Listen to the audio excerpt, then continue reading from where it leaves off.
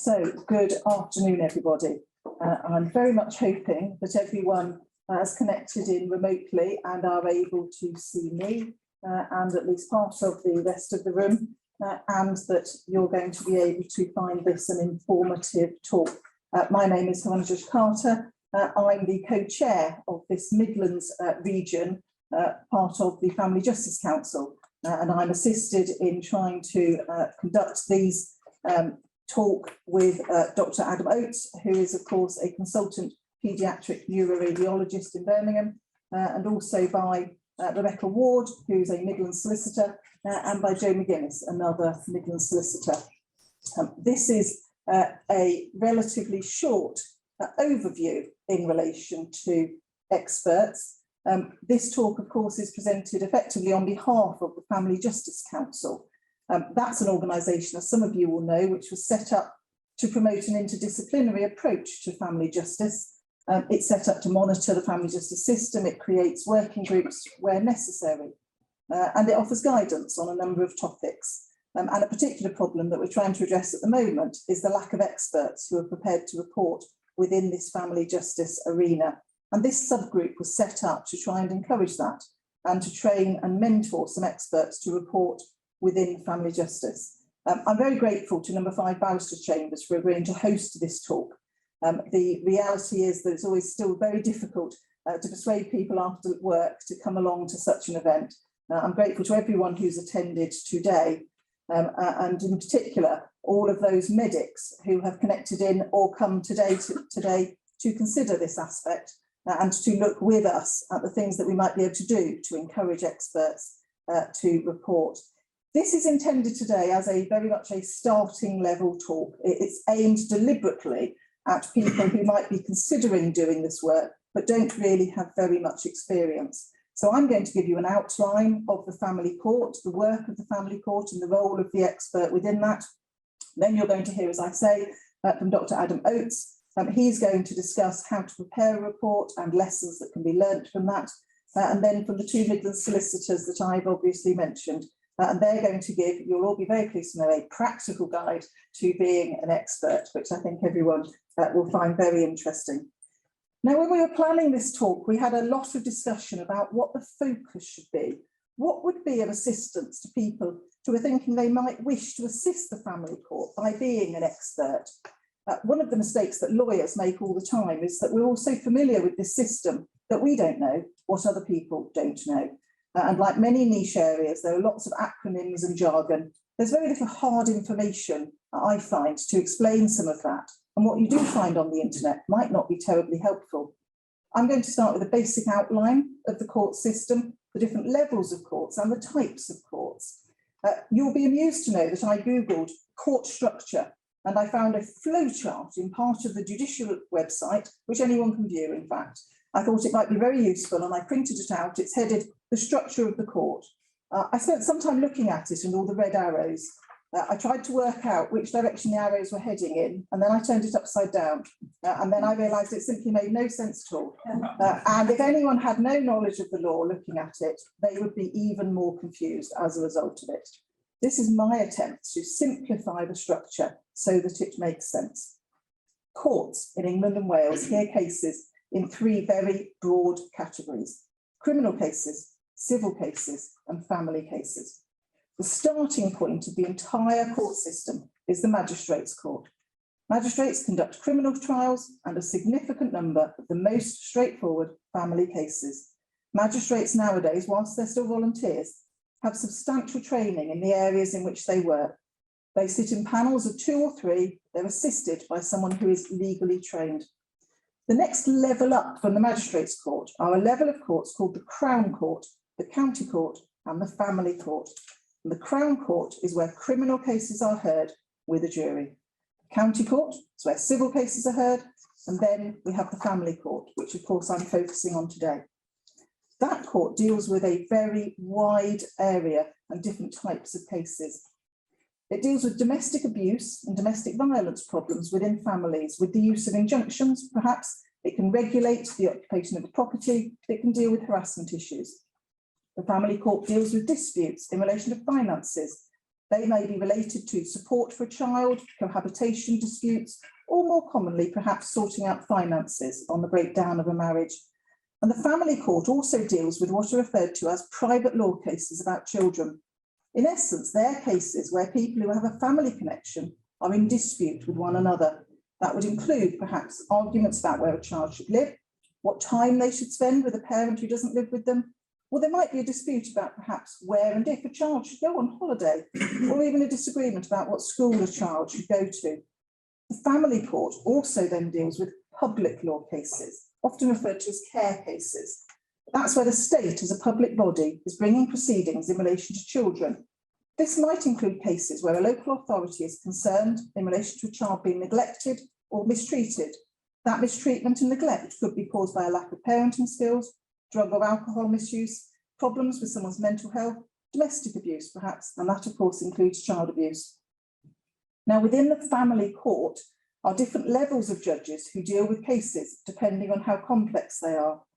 Cases that are straightforward disputes with a few, not many issues relating to the law or many disputes of facts are dealt with by magistrates. If the case is somewhat more complicated, they'll be heard by a district judge, and the next level of case would be heard by a circuit judge, and the next level by a high court judge. Now you can tell from the title of the judge what level of judge they are in very simple terms. A magistrate would be referred to as Mr. or Mrs. Smith, a district judge, District Judge Smith, a circuit judge is called His or Her Honour Judge Smith, and a High Court judge is called Ms, Mrs. or Mr. Justice Smith. So that's the family law system, different levels of judges to deal with different levels of complexity of the court cases. There are schedules of the types of cases that should be heard before the different levels of judges, both for private law cases and for public law cases. But in essence, and relatively obviously, the more complex a case is, it moves up within the family court to be heard by more and more experienced and specialist judges. One topic which does cause confusion is that High Court judges are not always sitting in the High Court. Very often they're sitting within the structure I've described of the family court. There is a court called the High Court that does very complex proceedings, perhaps with an international element or very complex areas of law. There are also, of course, appeal courts, but I'm not dealing with those in this talk. But it's easiest, therefore, to think of the family court as one court which has different levels of people sitting within it: magistrates, district judges, circuit judges, and high court judges. And many of you will be aware of the list of issues that the family court deals with, which is simply enormous. It encompasses a wide range of situations, and it often encompasses issues which are very complex. The resolution of them requires a high degree of expertise. And these questions that the family court grapples with are of simply enormous importance to families and children. It is essential that courts get the answers right, and that's where experts come in. As I said before, there is an ongoing and an increasing problem with there being a lack of experts to assist the family courts in this task. And the difficulty we have is that experts are completely essential for the courts to be able to function properly and make fair and proper decisions. I'm going to explain in a little more detail how an expert fits in relation to a private law case. This will normally start when one parent comes to the court saying there's a problem. There will be some investigations and the court gathers evidence. There might be factual disputes between the parents. The court will then look at those and will try and resolve those facts. The facts which are necessary and relevant are determined. That's often called a finding of fact hearing, fairly obvious. The court is then going to try and hold a final hearing where a judge makes a decision based on welfare issues in relation to the child. Notice that it is the judge who decides the factual basis of a case so that it moves forward. Where does an expert fit in those private law proceedings? Well, potentially at a number of points. The most usual type of expert report is perhaps in private law proceedings, some form of psychological or perhaps potentially a psychiatric report. That's to understand either the dynamics and difficulties within a family or a particular person's problems. I'll tell you a very brief story about private law proceedings. An application was made by the father of a little boy who I shall call Sam. Sam's parents didn't live together, but he'd always spent time with his dad. When he was about 4, however, his parents had a disagreement. Sam started saying he didn't want to see his dad, and he told everyone that. All contact stopped, and his father made an application to the court, and at the court hearing, both parents made allegations against each other to explain why Sam felt the way he did and said what he said. The judge had a hearing and made decisions about what had happened, and effectively concluded the father hadn't done anything wrong, the mother had not deliberately done anything wrong, but for a variety of reasons, a situation had come about where Sam felt it was too difficult and he was too worried to see his dad. So that was the decision of the judge, which is all very well and good. But the reality of that situation was then we had a 5-year-old who refused to see his father. So the judge asked an expert the best way to manage this with Sam, and that was a psychologist who got to know Sam, who spoke to the parents and formulated a plan in a report for everyone to work with and help Sam, and everyone read that. It wasn't a plan that anyone else other than an expert in this area could have formulated, and with the help of their lawyers, both parents agreed with it. Sam began to spend time with his dad, where, just as the expert had predicted, there were a few bumps, but Sam learnt there was no reason to be worried about his dad. He could spend time with him safely and he'd still be able to see his mum. That's a real case, and Sam now shares his time between his parents' houses. It's a very simplified version of a complex case. What made all the difference was the expert report, which everyone accepted. Sam has a father in his life growing up. Without that report, there was a real chance he would simply not see his father again during his childhood, maybe therefore the rest of his life. So what about public law proceedings or care proceedings? Where does an expert fit into that? Public law proceedings will usually start by a local authority making an application to the court. They will be saying they're worried a child might be suffering significant harm. The local authority might seek an interim care order with a plan for them to be involved. That might be with the child staying at home with the parents with local authority involvement, or more usually for a child to be removed from the parents, placed perhaps with a family member or in foster care. And the court then needs to investigate in very simple terms whether the problems within that family can be resolved so the child can be cared for safely by their parents. And so where does an expert fit into that scenario? Well, in lots of different places in those cases. One of the problems might be that a parent struggles to understand what's going on. They might struggle so much they simply don't understand what's happening at court. They might need the help of a particular type of lawyer.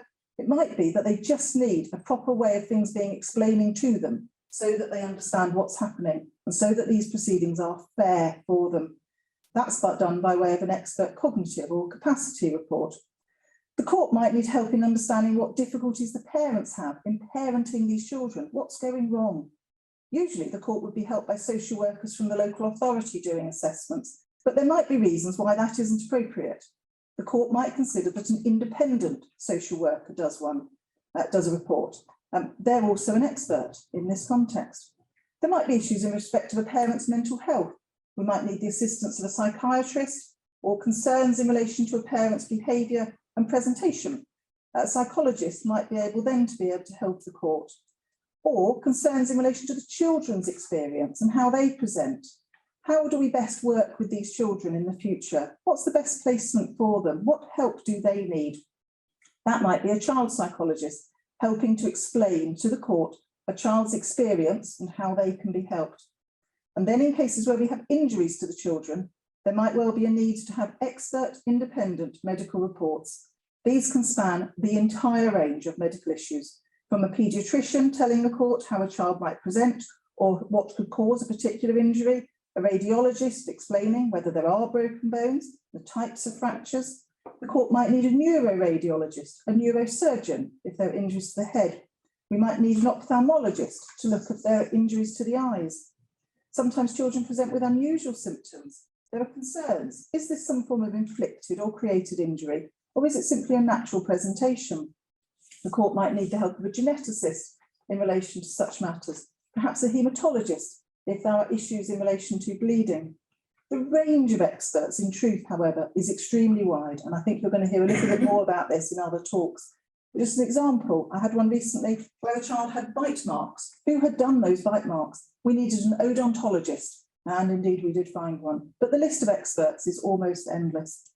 It's important to understand the difference, as far as the court is concerned, between a treating doctor and an independent expert. The independent expert has an overview of the whole case.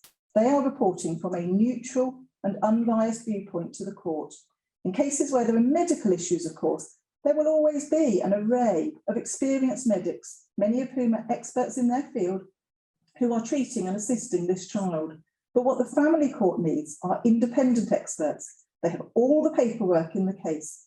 They understand what information the court needs, and they provide an overview from the point of their expertise of the issues that the court needs to resolve. The expert's role is to help the court understand what has happened. The expert might offer a view as to an explanation, but ultimately what everyone needs to be clear about is that experts don't decide a case. A judge decides a case. What we need is the reliable, impartial expert information to help us to do that. So put very simply, an expert's report is usually done within a case when the judge needs help to decide upon a particular issue, or the best way to decide what's happened to a child, the best way to help a family. And there's a relatively simple legal test for the court when a judge is deciding whether we need an expert. That test is that the expert report is necessary to help the court to resolve the proceedings justly. And I'm going to then tell you a short but positive story about public law proceedings. And I hope that's going to illustrate what I've set out. This is about a little girl called Emma, who was 1.5, and Emma lived with her mum, but they were concerned about her mother's use of alcohol, and there were concerns that her dad was domestically abusive within the house. Emma was taken to hospital by her mother, and she had a fractured leg. And her mother told the doctors at the hospital that she had no idea how Emma had this fractured leg. The hospital told the local authority that they were very worried. The local authority made an application to the court for Emma to be placed in foster care whilst all this was investigated. The doctor who'd examined Emma at the hospital was worried about there being a fracture to the leg, but that the mother of such a young child couldn't explain what had happened. Emma was placed into foster care by the court due to all of those concerns. But the court then got an expert radiological opinion about this fracture. That expert told the court that they considered this was in fact a type of break where a child of that age who was running could fall on the leg and create that break, and that in toddlers this was an accidental injury, and indeed a parent may not witness this injury. After a lot of discussion about that, the judge and the local authority accepted that view. Emma went home and everyone focused upon the other issues. The expert played a pivotal and absolutely crucial role in the court being able to make a safe decision for Emma in relation to that. And in truth, a role that no one else could do. I hope those small examples just place into a little bit of context how and why we need experts' reports and how they fit in to the court process. It can only be, of course, from me, an extremely broad outline of a process. There are many other areas and types of experts and times when experts might be needed. But as an overview, what we're intending is to present to people who know nothing about the court process some idea of how expert reports can fit into the court process, why and how we ask for them, and then how they're used within that court proceedings. Now, Adam is now going to give you some greater detail from the viewpoint of an expert. Thanks, Ross. That was a really interesting talk.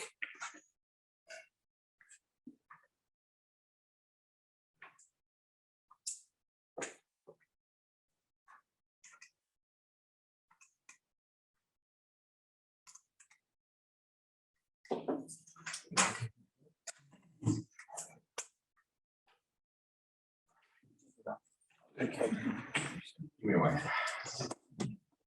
Yeah, thank you, Ross. That was a really interesting talk. So my name is Adam Oates. I'm a consultant paediatric radiologist at Birmingham Children's Hospital. I think one of the big differences between the legal profession is doctors is that doctors can't give a presentation without PowerPoint. So I've reverted to type and gone with the PowerPoint. So if you could move on, please. So I'm a consultant paediatric radiologist in Birmingham. I've been in post since 2012. I did my training, my majority of my training in Leeds, and a year in Toronto, then 3 months in Barcelona. I've been providing expert reports to the family courts for the last 5 years, and I think I've done about 160 cases or so in that time point. Somewhat unusually for an expert radiologist, I report both skeletal and neuroimaging, as I say, is about 30 family court cases a year, and a smattering of criminal cases normally on the back of those family court cases. So I'm a radiologist. I'm going to talk largely from the radiological perspective in terms of preparing the report, but I do think the principles apply to any expert providing input to the court. So one of the big questions is, are you ready? Are you good enough to be an expert for the family court? And I think that's a really difficult question to answer. I think correct me if I'm wrong, but I think the family court describes an expert as somebody who provides expert testimony to the court. So not incredibly helpful in terms of defining what exactly it is.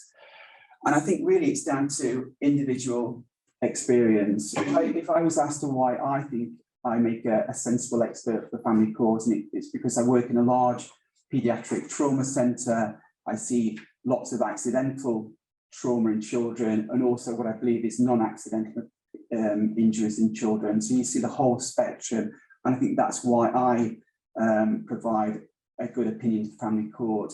Some of my colleagues don't have a similar background, but they probably have an equally valid input to the family court system. I think irrespective of precisely what your professional background is, precisely where you practice, it's really important to understand the literature or the published research.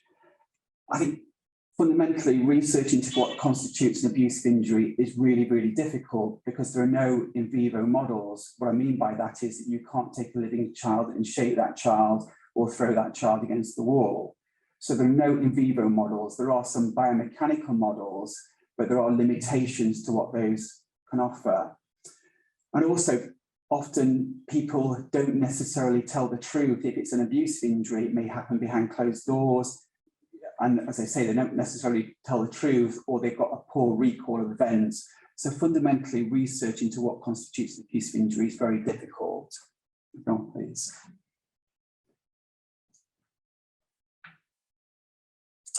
So practical considerations when first taking on that instruction. And all the legal people in the room will know what an instruction is, but when I first started as an expert, I didn't know what an instruction is. And so in my very simplified terms, it is simply an instruction from the court telling you what they want you to do. Correct me if I'm wrong there, please. So part of this process, so taking on that first instruction, I was very fortunate to work in Birmingham with Steve Chapman, who retired a few years ago, but some of you may remember his name. He did over 2,000 cases for the family court, so it's huge experience, and he was a great source of information. And I talk here about a recommendation, and I don't think he necessarily recommended me, as I wouldn't recommend anyone else, but I would put, if somebody else expressed an interest, I would put their name forward so they could liaise with the lead solicitor and make a decision amongst themselves. Now I'm reasonably established. I've been doing this for about 5 years. I probably get at least 3 or 4 emails every week wanting me to take on instruction. I simply can't take on that number of cases. But if the case fits in with my timescale, but it's something that I want to do, then I will respond to that query, which is typically by email, and tell them my availability, what's my timescale for providing that report, whether it satisfies my professional remit. For example, I don't report nuclear medicine. It's quite unusual to get nuclear medicine in the type of cases that I'm involved with, but if it involves nuclear medicine, obviously I would decline to get involved with that sort of case. Any conflict of interest. So for example, if it's a child that's been imaged, had radiology in Birmingham, or specifically at Birmingham Children's Hospital, and I'd had some prior involvement in that case, I wouldn't take it on. I think I much prefer to be completely independent. And I think if you've been involved in the initial case as a professional witness, it can be somewhat difficult to maintain objectivity. So I don't take on cases that I've had any prior involvement with. I send a copy of my CV and also my costs. I adhere to the legal aid agency rate, so that's relatively straightforward. Now, if the court wishes to instruct you, if everything lines up and your timescale is compatible with that of the court, then you'll receive the letter of instruction. And that letter of instruction, once you've seen one letter of instruction, they're pretty much the same with minor variations. It's the same sort of schematic. And that letter of instruction will tell you who the parties are that you're providing the report for. They may give brief details of the nature of the injury. They'll tell you when your filing date is, when you have to complete the report. I know that many of you in the audience will know all this, but I think if you're coming in new, it is a bit of a strange, it's an unusual concept. It will confirm the costs involved, and there'll also be a series of questions in that letter of instruction, which the court wishes the expert to respond to. So talk about letter of instruction, then you receive the court bundle. We were talking previously when I started 5 years ago, obviously not so long ago, the bundle was typically in a paper form, and now it's usually in PDF form, in electronic form. And if you look, you've got a really nice index, it's really well paginated. The bundle is searchable with keywords if you're lucky. If you're not so lucky, it can, to be quite honest, be a little bit disheveled, which takes a lot more time to go through it. You also, as a radiologist, I'll receive the radiological imaging. And the option is to receive the imaging on a disc, but I typically get the images transferred electronically directly to my hospital's PACS system, as we call it, the imaging database. And that avoids problems with compatibility or lost passwords or corrupted disks. But I think that's down to the individual trust that you work at. So you receive the bundle, receive the radiology, then I provide my report, and I provide my report with the selected invoices that go off to the various parties. Now, if you'll think the next four things are all in italics, so that's sort of the basics. Sometimes you provide your report, you provide your invoice, and that's the end of it. You don't hear anything back at all. You don't hear the judgment, no follow-up questions. Occasionally you'll have follow-up questions, points of clarification from your report, which you respond to, obviously, in a defined time frame. There may be an experts meeting. So if it's a neuro case, there might be a paediatrician, a neurosurgeon, and a neuroradiologist, and you reach points of agreement and disagreement. And that's normally, it used to be done sort of over the phone, but more recently that's also been by Teams, and it's been recorded. And there may be a fact-finding hearings, and that's the concept of giving evidence in court. And probably of the 30 cases I do a year, maybe about 10 of them I'm actually required to attend court. Now it's normally virtually by the court's sort of Teams-like system.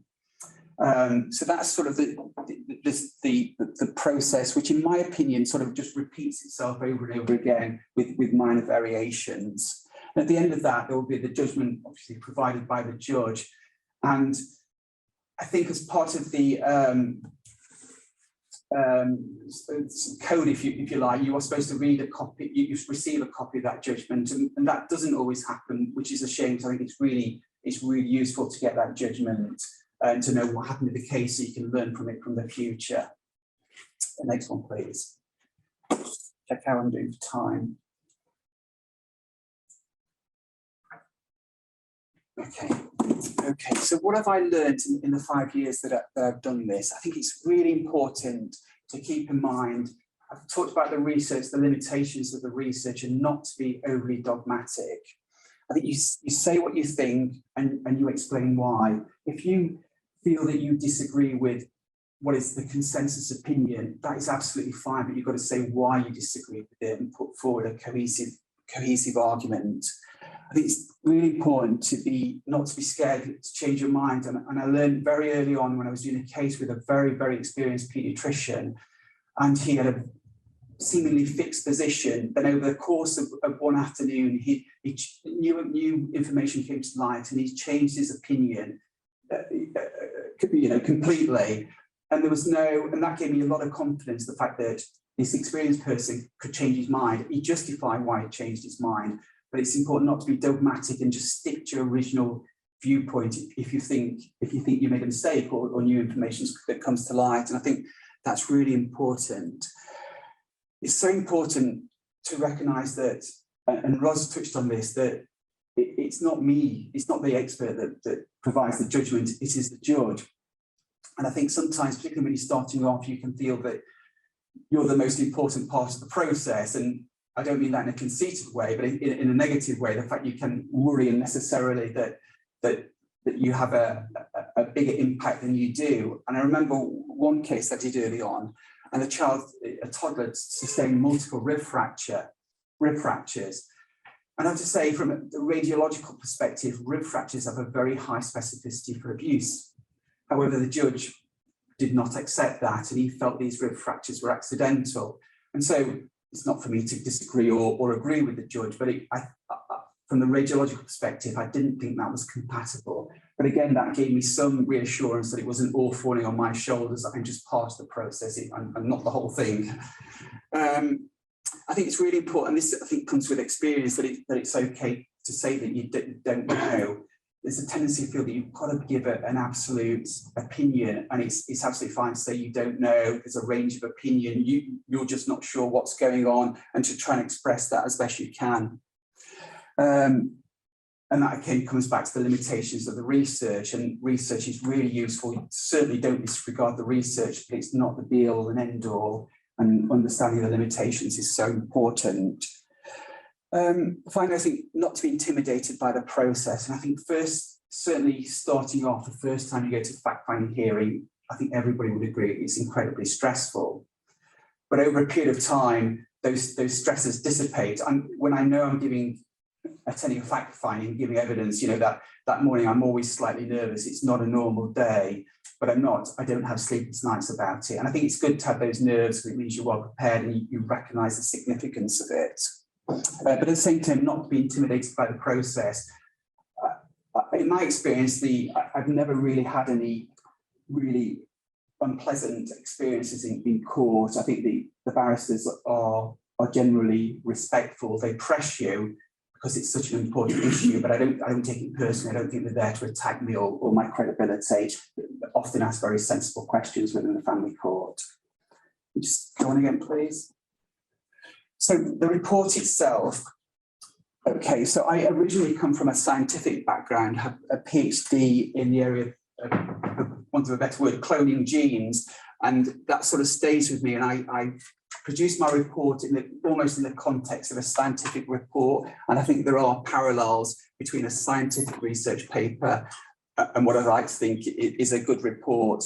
I won't go through it in detail, but I'll just touch on the things at the bottom, so explanation of terms. When you're writing the report, obviously you're providing it for the court and for the solicitors and the barristers and judge, and they will often be very, very familiar with the terms you're using.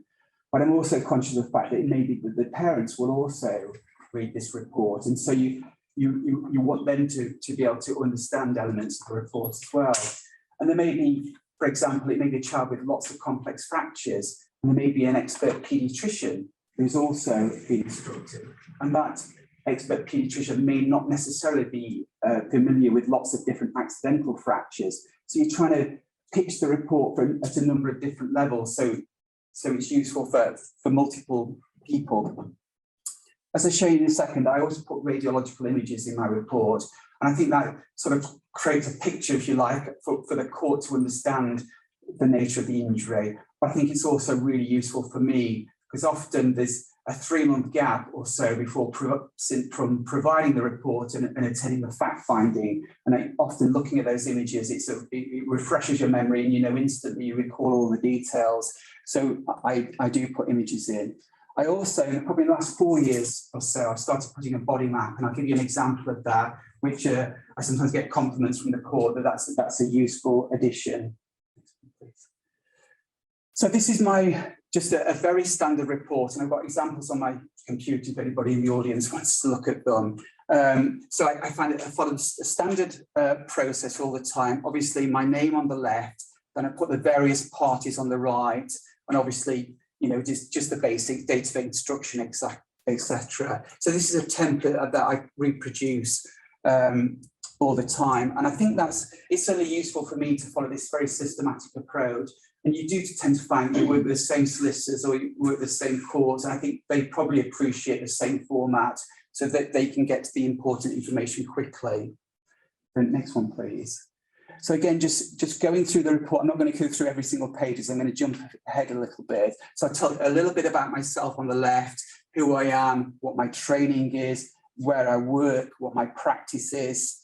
And then over to the right, I think this is a really important page. I give an executive summary. So I summarise the presentation, I summarise my radiological findings, and I summarise what I think is going on.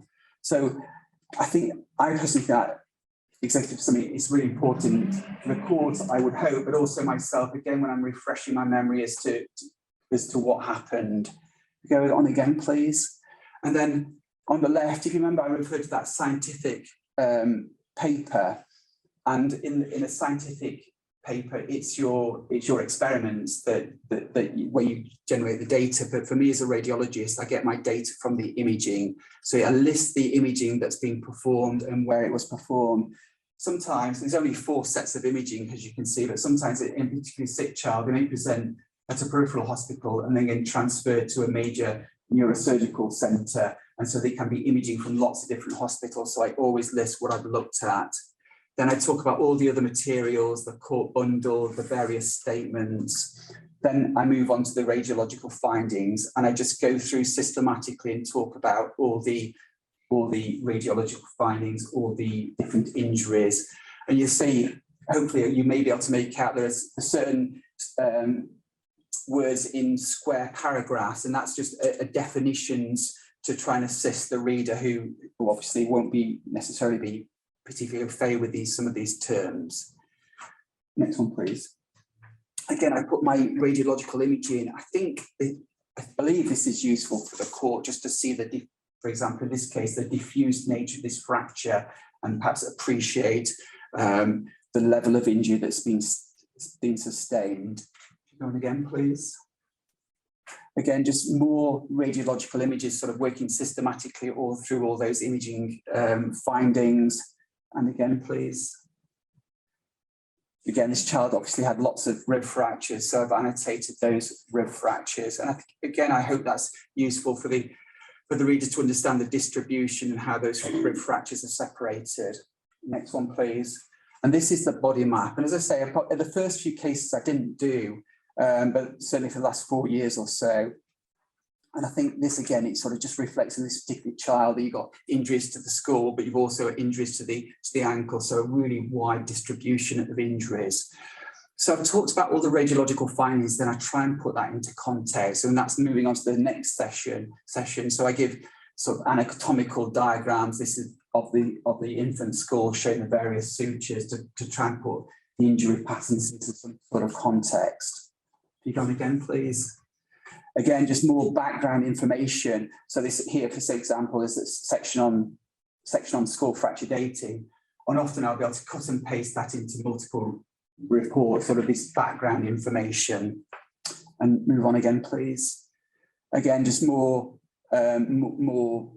information about the background. Then I always conclude my reports talking about how the carer suggested this injury may have occurred. And I sort of cross-reference, if you like, assess the plausibility of that explanation with all the imaging findings that I've seen. Next one again, please. I then provide a conclusion, which is very much like my executive summary, but it's just in a bullet form, but it's essentially the same information. Then at the end of the report, I answer specifically the questions in the letter of instruction, and often I will have covered those questions already in the main body of the report, but again, just sort of emphasising any key aspects of the report, any key aspect of findings. And if you go on again, please.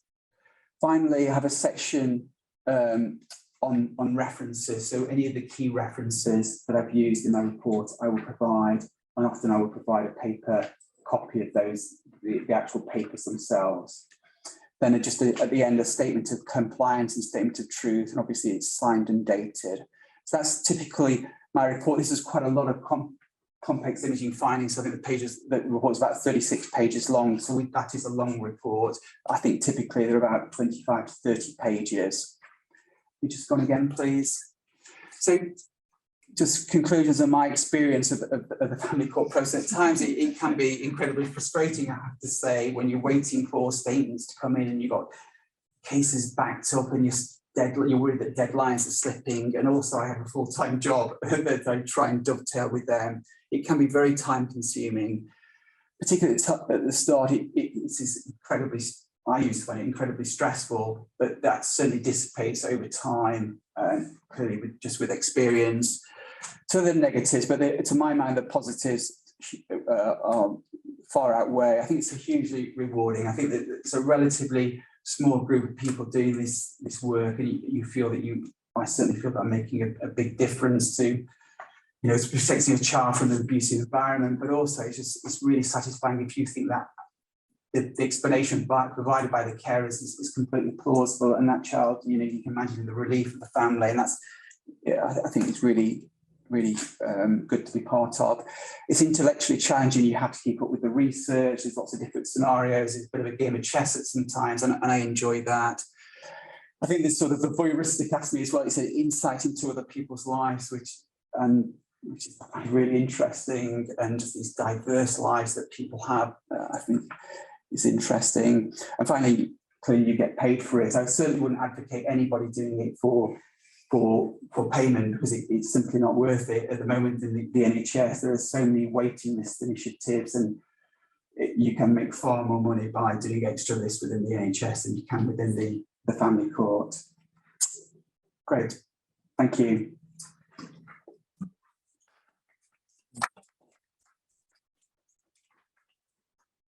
I think Rebecca is going to speak next. Is that right, Rebecca? You're going to come up to the lectern, Rebecca. I think that might be easiest with the camera.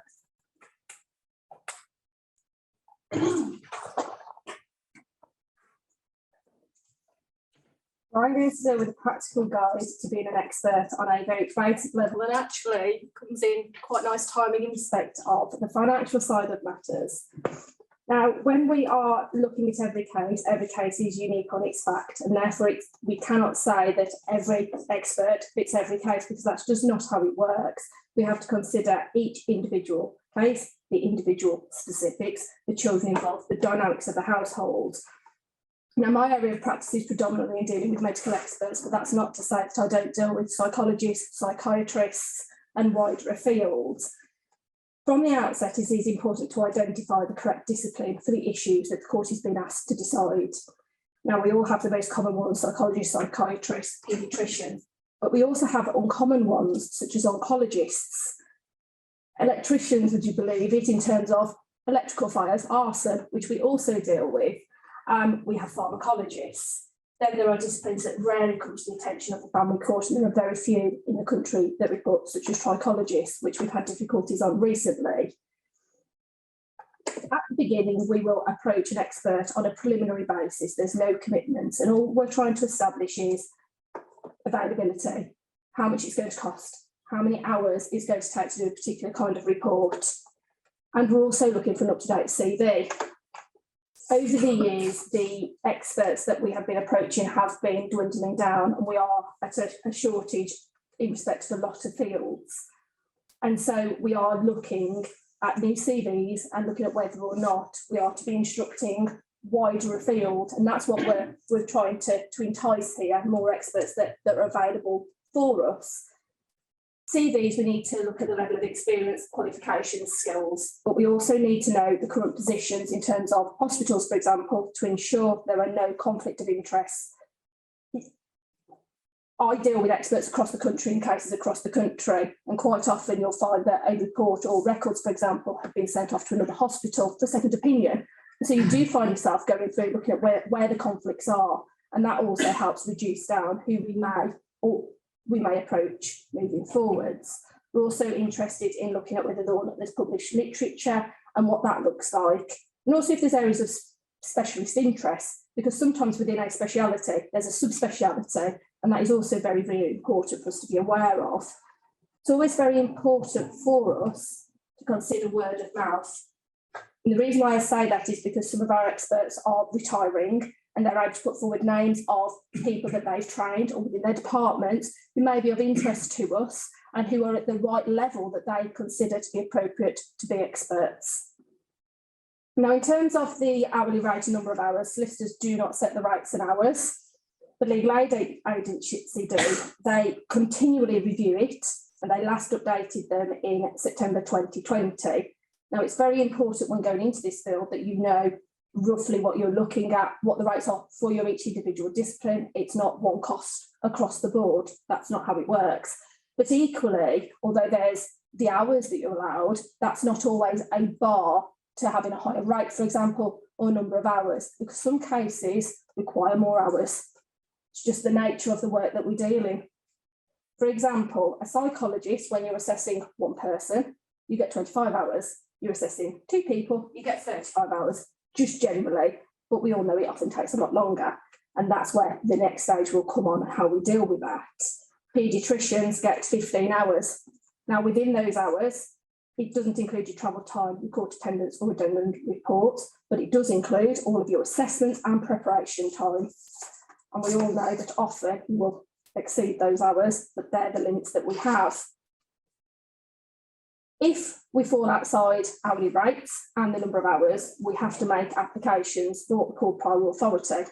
Now, the lead solicitor, which Joe will go on to talk about, will make the application. And that will happen after the court has agreed that an expert is necessary and the cost that the court deems is necessary and appropriate for a particular case. Prior authority applications can be dealt with in as little as 48 hours, usually around about a week. You shouldn't start any work until the issue of a payment has been dealt with. Now, it is possible at the end of a case to justify costs on assessment, but ordinarily we all like to do it prior authority to begin with. Now, there are certain situations, for example, when there's an identified shortage within the country, whereby you don't need to approach for prior authority.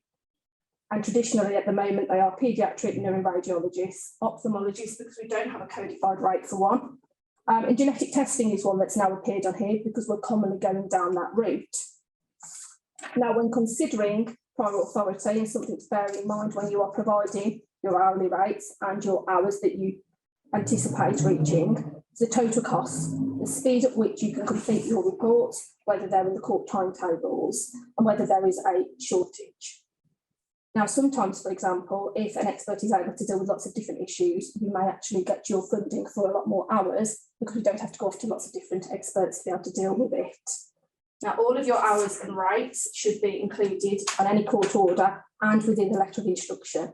It's also to be very clear over how that is to be divided between the parties.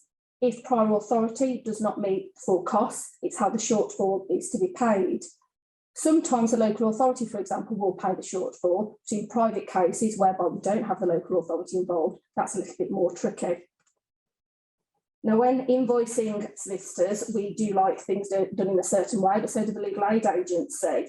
We require full breakdowns to do with how long you've taken to do your assessment, how long you've taken to read the papers, how long it's taken to do your reports, interviewing and research. You must also ensure that it's divided up correctly on the invoice, otherwise the legal aid agency will reject them back, and then there's delays in payments. There are also things that experts, for example, cannot claim for. You can't claim for cancellation costs unless it's occurred within 72 hours. You can't claim for admin costs, and there are also caps for travel. Now, upon receipt of an invoice, the practicalities over payments, because I know that everybody likes getting paid, but an application has to be made on account of the legal aid agency. Only when the funds are released do we usually pay the experts. Very tedious time for everybody involved. And the easiest way to say it is the quicker we get our invoices in, ideally with reports, the quicker everybody gets paid, the happier everybody will be. And on that note, I'm going to hand over to Joe to deal with the letter of instruction bundles and the way forward from the lead solicitor. Thank you very much.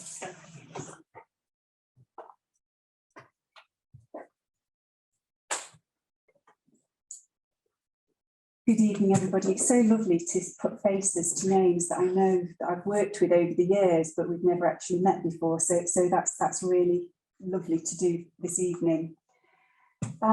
So the court having been persuaded that you are a necessary expert, and you, of course, being delighted to accept the instruction, I'm going to take you through what you can expect from your instructing solicitor as a working relationship as your instruction progresses. The things I'm going to touch on have already been discussed at some level, particularly by Adam, but you can hear from me what it's like from my side of the desk and what you can expect, as I say, from your instructing solicitor. So I'm going to look at the letter of instruction, the bundle and the documents that you will receive on an ongoing basis, what happens after we've received your expert report, attending court and giving evidence, and the post-hearing feedback. And not to be outshone by Adam, I have made a very poor effort, and there is one slide from me. So Anthony, I don't think you can put it, it's the very last one, it's slide number 22, I think, yes.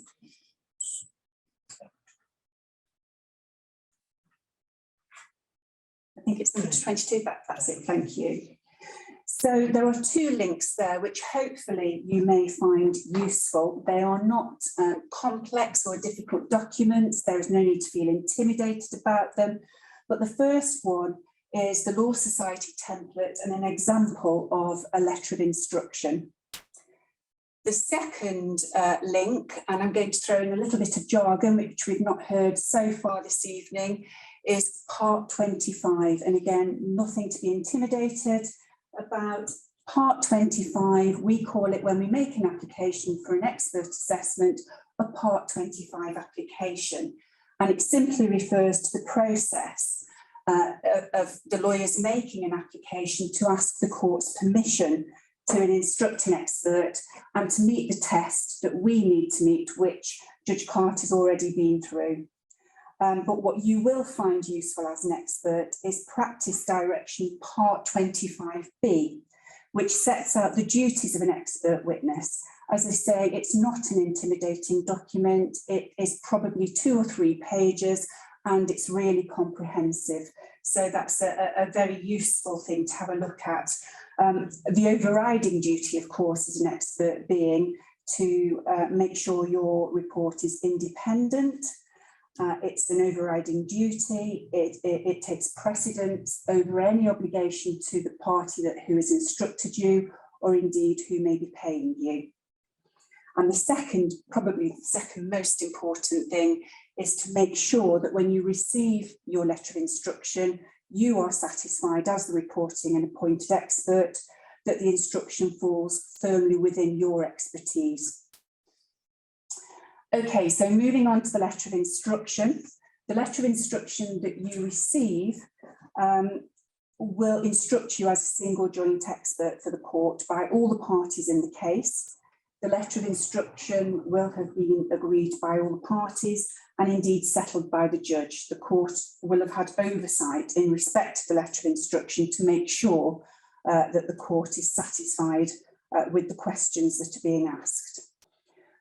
The point of contact that you will have on an ongoing basis is the lead solicitor.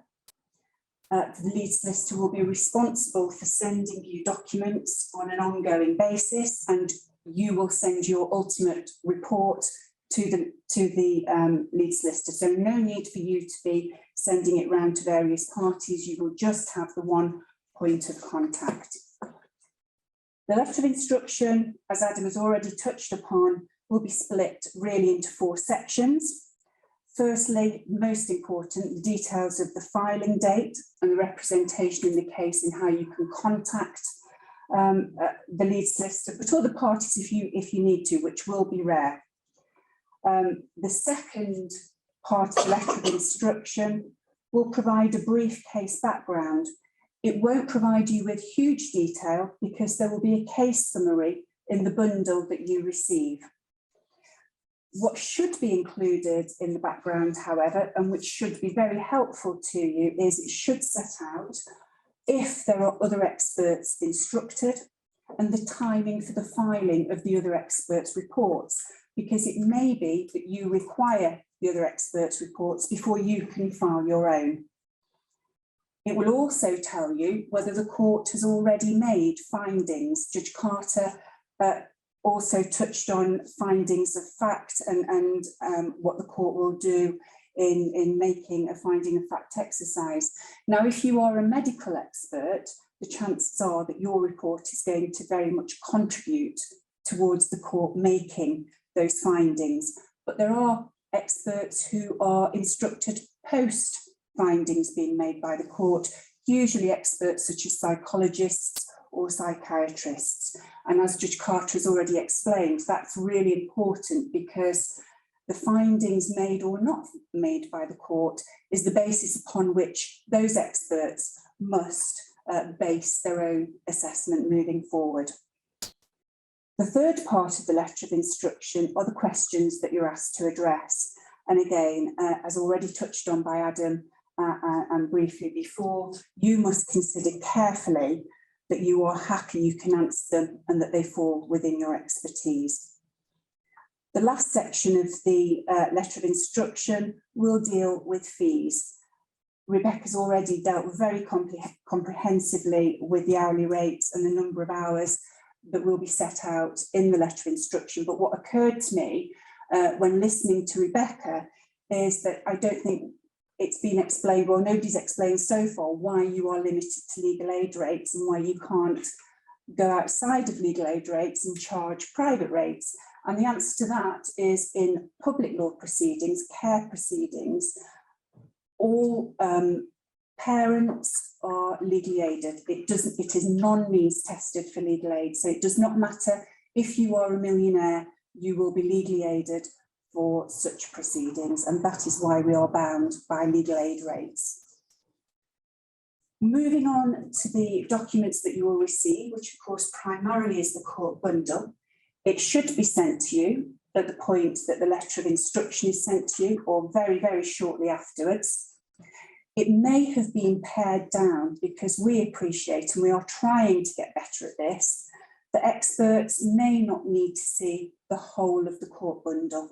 There may be many sections of the court bundle that are not relevant to your particular expertise.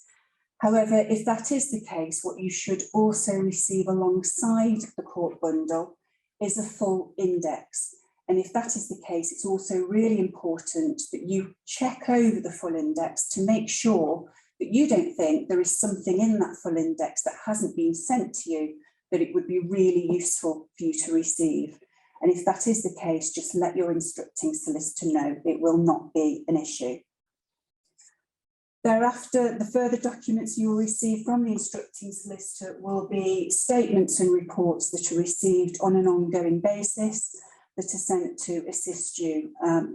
There are other witnesses, other experts that, like you, are going through a process and they will have a time to file their reports, and so they may not be available at the point that you are instructed and you receive that initial bundle.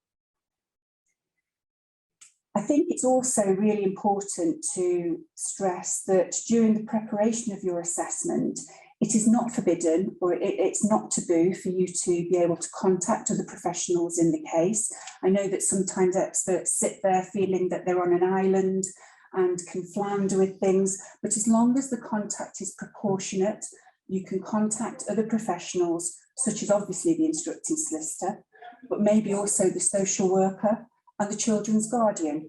What is really important, however, if you do so, is that there is a clear contemporaneous note made of any conversations that you have had and that they are appended to your report so that there is transparency about those conversations and about the contact that you have had. Probably one of the really important things that I need to stress is that your report must be sent to your instructing solicitor on time.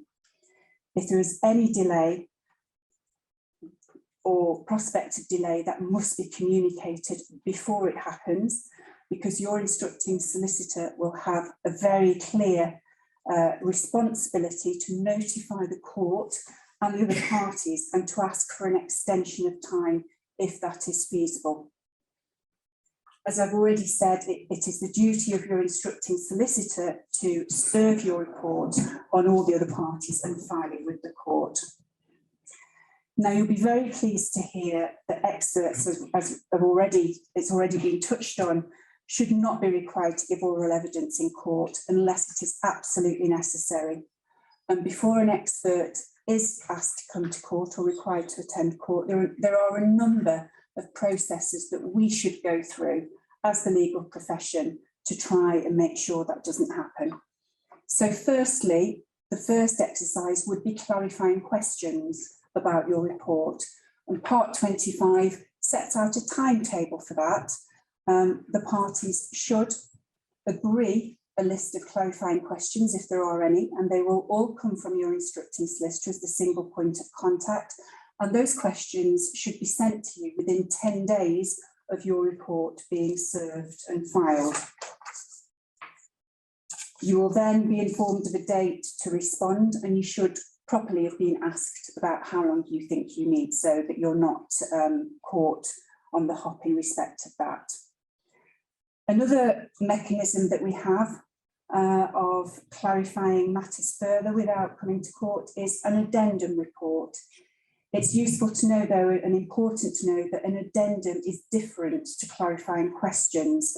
An addendum report will be appropriate if new evidence has come to light or there are reports filed after yours, so that you can have an opportunity to consider those reports and reconsider your conclusions if appropriate. Next, as already discussed by Adam, is the experts meeting. This will usually involve all of the experts in the case, although on occasions it may be restricted to a group of experts who are from the same field, so medical experts, and it may not include psychological experts or psychiatric experts at that point in time. The experts meeting will be chaired by your instructing solicitor. It will take place remotely and it will be recorded.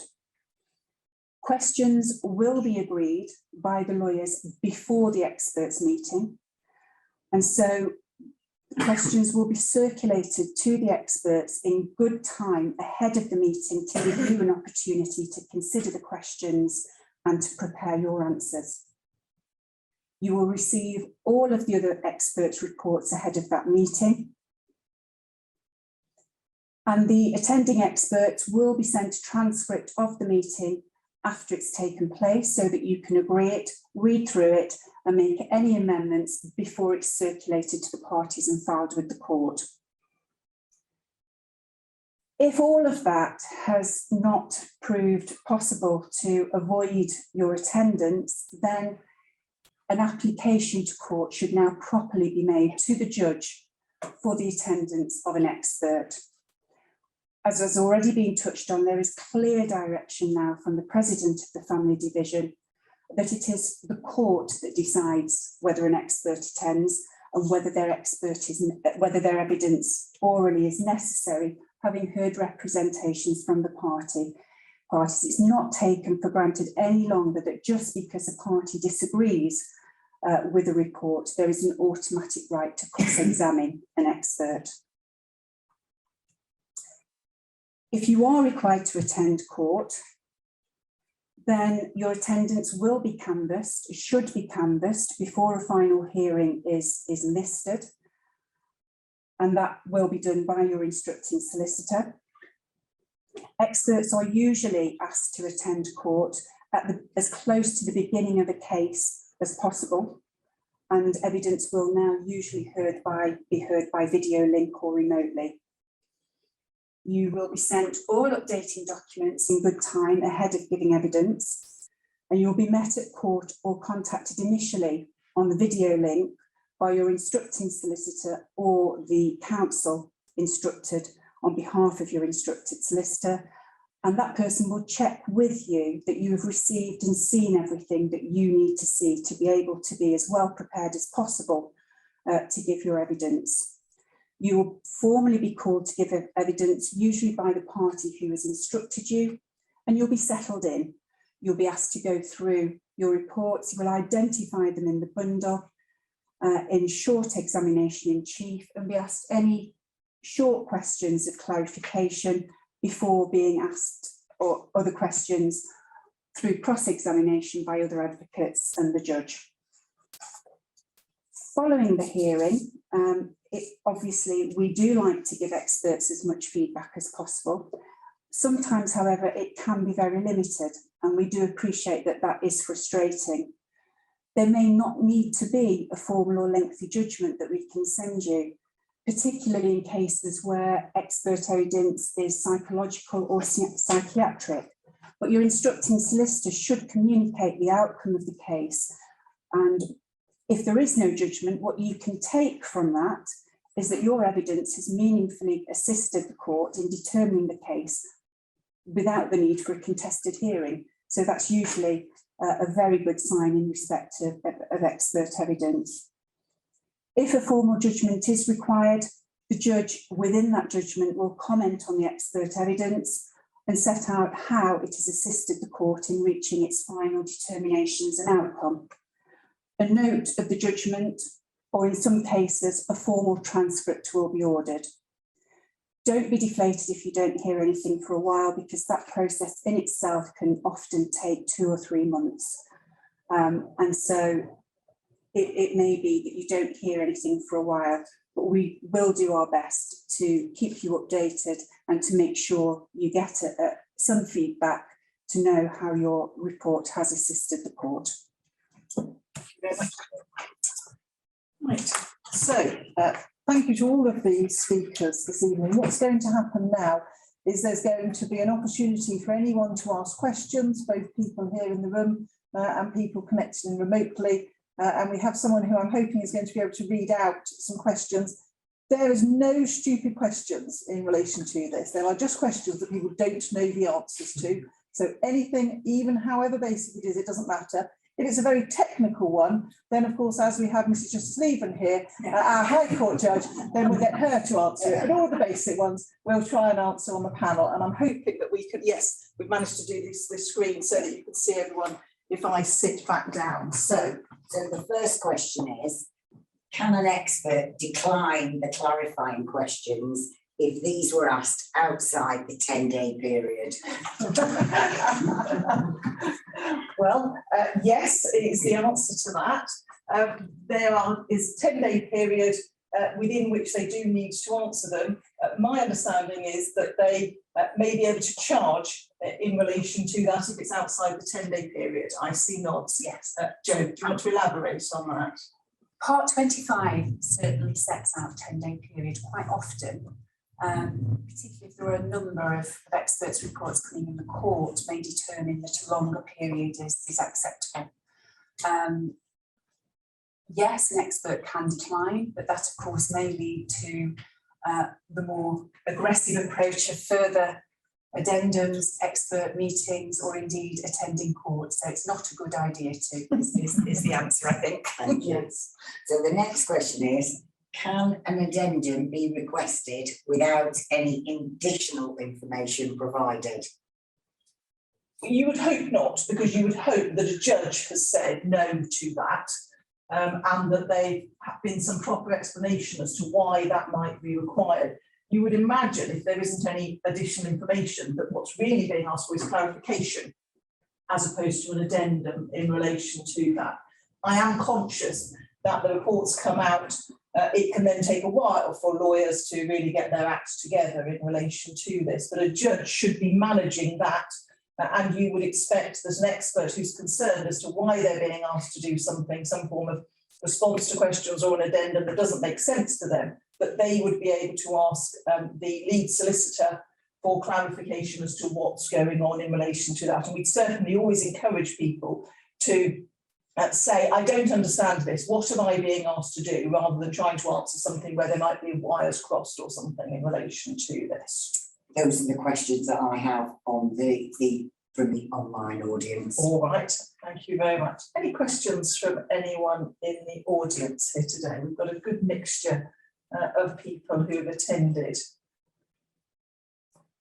Yes. Part of the General Medical Council's requirements of doctors is that we are appraised with all our different roles that we take. Yes. So if we take on this court work, is there a system, there's more question for Adam, is there a system in place in which you can request an appraisal? I think that's another reason why it's really useful to get the judgment, because as previously said, the judge will often comment on the expert evidence, and it's actually really useful to get feedback. And as part of my appraisal, I would obviously use anonymised sections just describing my performance within the appraisal. I would also ask fellow experts that I've been involved with to write a statement, describing their involvement with me in my professional capacities, etc., and I would use that also in my appraisal. Any other questions in the room? Yes. Oh, so sorry. Dr. Bell. The professional with Mr. Peterson involved in the case, I thought that what the expert was requiring of me and the case, for example, a number of blood tests which I as a professional felt were unnecessary. Do I have any recourse? Yes. So I don't know whether I feel those yes. These are unnecessary investigations that Yes. have to be led yet again. Yes.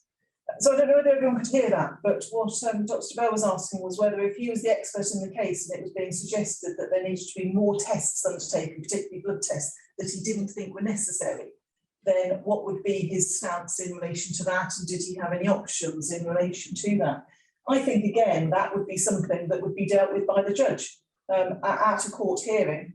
If an expert responded, if there was a request being made that there needed to be some kind of more tests, and indeed there often are in these kind of cases, and an expert responded to say, I don't believe that's necessary and these are the reasons, then a judge would be managing that, making sure that only necessary things were being undertaken. But I think it is something that arises quite a lot, particularly in these cases. Would you agree?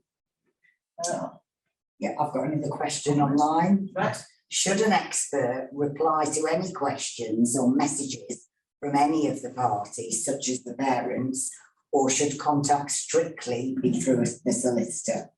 I'll hand over to Jo on that one. Strictly through the solicitor. And that does happen because experts' names, addresses and contact details, email addresses, it might be that they're meeting, in some types of experts, they're meeting parents and they're making arrangements with them. So in fact, that's quite common. I've seen cases where experts have reported back to the lead solicitor that they've been sent documents by parents and matters such as that. As long as everyone's open and above board, as long as that's set out so that everyone understands that, what the expert needs to do and what they have is their lead solicitor. They're the person who helps them. They are the person they can go to and say, this has happened, what shall I do? You're not expected as an expert to understand all the legal rules.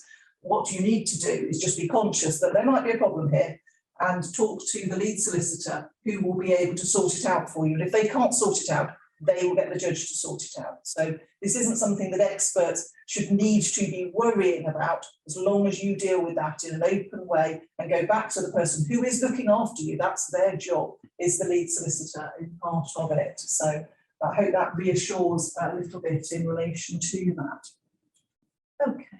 So, the other questions? Yes, Mrs. Justice. Well, it's not really a question, but it did just strike me. I only just thought about it that there might be something which confuses some people. I don't know, maybe everybody knows this. We're talking about family courts, Yes. where the test is balance of probabilities. Yes. Many of you may end up in proceedings which are also in criminal courts, Yes. where the test is a different one. It's beyond reasonable doubt. Yes. And I do quite often, it's not for you to judge whether the test is met or not, but the level of certainty of the view that you're giving is often very relevant to the court. So it's just something to think about when you're doing reports. Who are you doing? Which kind of court are you doing it for? And and in any event, what is your level of certainty? Because there may be, I'm not sure we're really supposed to put it like this, but the balance of probabilities is 51%.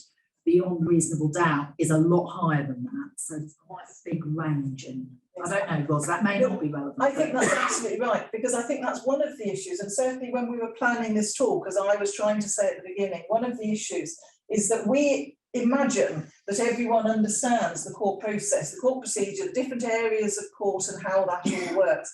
But the reality is that's just not the case. They are very complex at times, and it is very important that anyone who's taking on instructions does have just that basic level of what is this case, what arena is this case in, and seeking assistance and help in relation to that if necessary. so that they're clear. Would you agree, Adam? I would agree, yes, exactly. And I think in terms of the question or point that you raised, in the majority of cases, the fact that criminal cases I've been involved with have effectively provided the same copy to the court as my family court.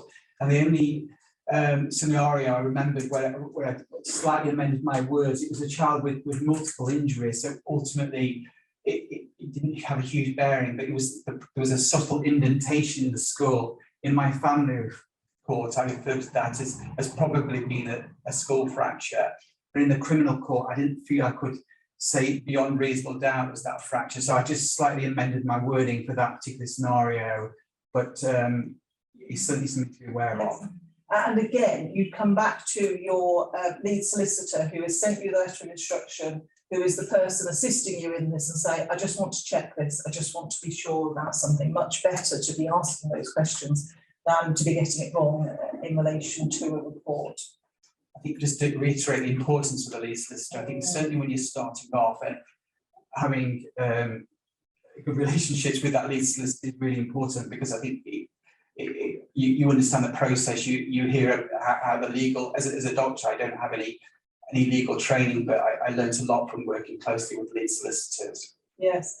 What then happens is you build a relationship with the lead solicitor, of course, who then starts pestering you for more and more reports and trying to twist your arm for more and more reports and persuading you that really you could fit this one in just for them. I'm quite sure.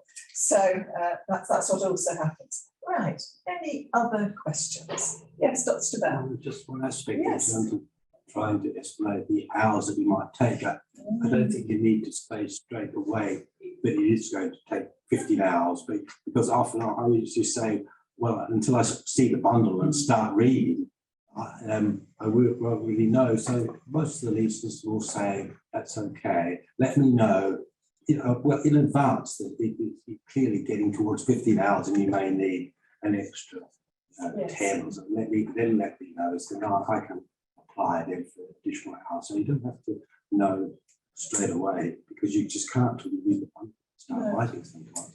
How long it might take. Yes, I think that's a really reassuring part of it, is there does reach a point where there has to be a limit on the hours, but that's very standard, that someone will say, well, I think it will take this many hours, but I haven't seen the bundle. So when you see the bundle, go back to the lead solicitor and say, well, actually, I was given to understand this, it's this, and the reality is it's going to take me this many hours, and then the solicitor will take steps in relation to that. And that comes back again to the communication. You're not just on your own, you're not just sent a letter of instruction and cast off into the wilderness to come up with some answers and send it off into the ether. You're working as part of a team in relation to this, that everyone wants to get to the right answer to. All right, now, I don't think there are any other questions. Oh, I'm so sorry. That's okay. I just wonder if this would be a really good forum for, because there's some new, I've personally done reports for a few years, but there's some new people here that may have only started doing reports or not done reports yet. And for this one to really think about what are the barriers to people actually starting the reports or continuing it? I mean, is there anything that's been said today that is new that would put them off and say, well, I'm not going to do that then? Or even people who've done it quite a bit. I mean, what do experts find challenging about the process, and what puts us off, and what will make us stop doing it before we might otherwise have done it? Because I think there is a supply and demand basically, isn't there? And what you're telling us, there's a big demand. Yes. And I'm not quite sure why it's harder for you to find experts, because there's more doctors in the NHS than there ever. So keep control. So and I know there's more doctors in my discipline than there was, say, 10 or 20 years ago. So why is it getting harder? Is the demand just going up? Are you doing a lot more cases than we were 10, 20 years ago? We are doing more cases. I don't think that people think the fees have kept up with inflation, is another one of the issues. But that's one of the matters that we're trying to get to within the Family Justice Council, to get more feedback in relation to this, so that we do understand it more. What we need is to be told by medics what the barriers are, so that we do understand it a little more. And that's being fed back into the National Committee in relation to this. Well, I think ultimately this forum might be great for that. It's maybe not the ideal first day for us to talk about all the annoying things that actually we don't want to be negative today, we want to be positive and actually encouraging people to speak. Well, but maybe the new people word think, I've just started to think about starting. If there's anything putting you off, or what? Yes. So thank you. You haven't put me off yet. Yes. And actually, I think what probably might be needed for people who, you know, even if, I mean, I've been around Birmingham for 20 years, I was this man's registrar 20 years ago, but I hadn't done this work. And so anybody stepping into it would need some mentoring. Yes. And I think that having, you know, I send a lot of work Adam's way, actually. I know Jeff very well, but actually just knowing people who are doing it, who would be able to, without influencing the opinion that I'm offering, would be able to give me a bit of support about what I'm trying to do. Yes. Would be useful. Yes. We'll send you the film, Michael. I was just kind of going to pick that up, given that part of this is to encourage people to become experts, is that in the area of law that I practiced in, which is completely different, planning, we always had, every time there was an expert, there'd always be two mini experts sitting next to them who'd probably actually written the report and done all the legwork. Now, obviously, I'm not suggesting we do that in the family justice system, but I mean, you should, if you're thinking about doing it, or you know somebody might be interested in doing it, there is no reason why they shouldn't be allowed to come to court and watch the very experienced experts doing a good job, one hopes. And that ought to put people's minds at rest, but also show how the very good people do it. So there's, I suspect, less of a culture of that in family justice, because we have all this wretched, I'm not allowed to call it secrecy, but you know, private hearings. But I cannot imagine that any judge would refuse to allow somebody who was thinking about becoming an expert to come into even a private hearing. So please think about that, spread that word and encourage people to make those applications. It's one of the things that we're trying to do is to set up what we still call mini pupilages, which I always think is a very strange thing for us to call it for people who aren't lawyers, but effectively the work experience of it, the aspect of seeing it. There is a programme in train in the national group in terms of being able to set that up so people can be told there is a court case ongoing at this court at this time. Of course, nowadays you don't need to go there, but you need to make an application to be able to observe that and go through it that way. There's a protocol being set up, which, as I understand it, isn't yet quite done, but to try and create that a significant amount more for that aspect. But you don't even need, in my view, to do it through that incredibly bureaucratic process. If you have a mate at your hospital who's interested, just tell them when you're giving evidence and ask through the solicitor whether they can come. You know, I agree. It's as easy as that. It is. I've done that a couple of times with senior trainee registrars, and I've had no problems at all. And I think I found it a really useful experience. And I think I certainly wouldn't want to sound negative in my talk, because I think being an expert, I would thoroughly encourage anybody to do. I think it's hugely rewarding. It's a lot more straightforward once you get into it and you understand the system. It's one case is very much like another. And pre the pandemic, Dr. DeBell and I were in touch with each other about resuming doctors being able to come and sit in with the judge and see it from the judge's perspective. Obviously, it then came to an end because we weren't doing things face to face. But again, that is an option. And with Judge Hindley, I used to give talks at the Children's Hospital, and then doctors who were interested would then come and sit in with us to see it with the judge, and that's something we're hoping to resume again. So there are two different ways. Yes, one different sort of ways. following the expert and seeing it with them, and the other is, if you are interested, to do that and sit in with the judge and see it from that side as well. Yes, absolutely. Well, I was only going to say, I mean, there is a phrase that has not been used this evening, probably because yours thinks it would scare you on, which is cross-examination. And you may have watched too many American movies of terrible cross-examinations of doctors. It really isn't like that in our course, which is one of the reasons why coming along and seeing how it actually works is a good idea. And this is just our very first meeting in relation to this. We in fact have already plans that we're going to flesh out in terms of more training for experts. We're going to be doing mock trials. We're going to be doing events that are at the court, so people can come along and watch those or connect in remotely. things, for example, such that you can see a case, you can see what's happening, understand a bit more of it, watch someone being cross-examined. I know one of the other local groups in a different area did it where they stopped a cross-examination and then did some discussion about what was going on, the expert answering, that sort of thing, to try and enable everyone to feel that this is a proper collaborative process and that there isn't anything to be scared of in terms of the cross-examination about that. I Yes. just wanted to say, I think what puts me, I'm not saying put me off, but it's the term expert. So as a radiologist, when we train, so we can end up in a tertiary centre like Adam, and I would see Adam as the expert. I work in a large secondary hospital, but we don't have pediatric neurosurgery. I do neuroimaging and but I also do adult work. So if your pool, if you talk to me, if I see an expert as my colleagues in the tertiary centre, so that puts, but if your pool is going to be only people from tertiary centres, then you're going to struggle to get enough court experts. I agree with you on that. I don't like, I work in a tertiary centre, and I don't like the word expert either. I don't think I ever describe myself as an expert. I describe myself as having expertise in certain areas, which I think is a different thing. Because if you say you're an expert, you're kind of, to me, it says you know absolutely everything than anybody else in the world about that particular area, and none of us do. Yeah, no, but that's one of the things that lawyers and doctors actually we use the same words to mean different things, and so I think we just have to take it on the chin. Whenever some were being called an expert, I don't think I'm an expert actually. That's all about expertise. I was once in court and the barrister for the local authority introduced me and described me as an expert.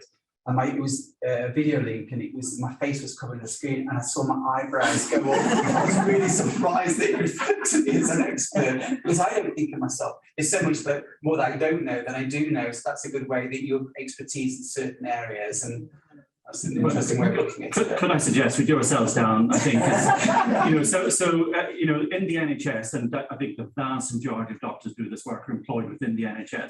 We're all appointed and paid at the same rate by the different hospitals around the country, regardless of how big the hospital is. When children come to my diabetes clinic, they're seeing the expert. Yes. That's what I am. I'm the clinical expert in diabetes.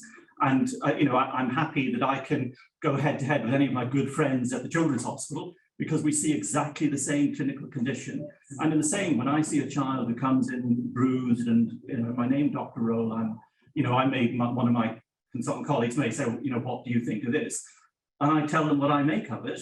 And it's exactly the same as my very good friend who's a named doctor at the Children's Hospital.